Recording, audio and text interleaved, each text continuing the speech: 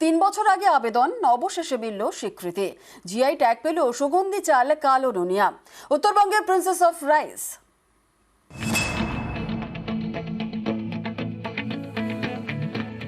গোবিন্দভোগ এবং তুলাই পাঞ্জি, পশ্চিমবঙ্গের এই দুই চাল জিআই পেয়েছে আগেই। এবার সেই তালিকায় জুড়ল উত্তরবঙ্গের কালো নুনিয়া।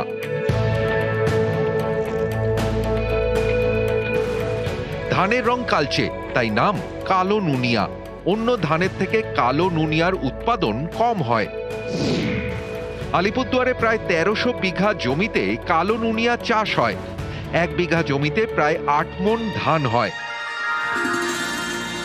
কালো ধান থেকে সাদা চাল, সুগন্ধি, অনেকে বলেন প্রিন্সেস অফ রাইস। এই চালকেই জিআই স্বীকৃতি দিল কেন্দ্রীয় সরকার। আলিপুরদুয়ার জেলা প্রশাসনের আশা, এবার কালো নুনিয়ার চাহিদা বাড়বে, বিদেশে রপ্তানি করা সহজ হবে। এটা জিআই ট্যাগ এখন ওরা পেয়ে গেছে, itself is a huge marketing opportunity. এরপরে আমাদের ডিপার্টমেন্ট থেকেও এদেরকে উৎসাহিত করা যাবে and all supports will be provided.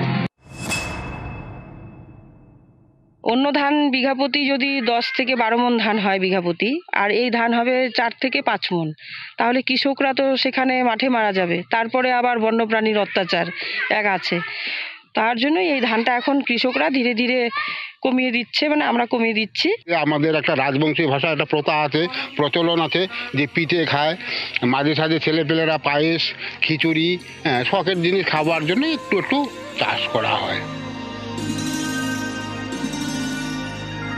উৎপাদন কম, আর তাছাড়া এর সুগন্ধের টানে বনের হাতি এসে খেয়ে নিত ধান, ফলে নানান কারণে কদর কম ছিল কালো নুনিয়া।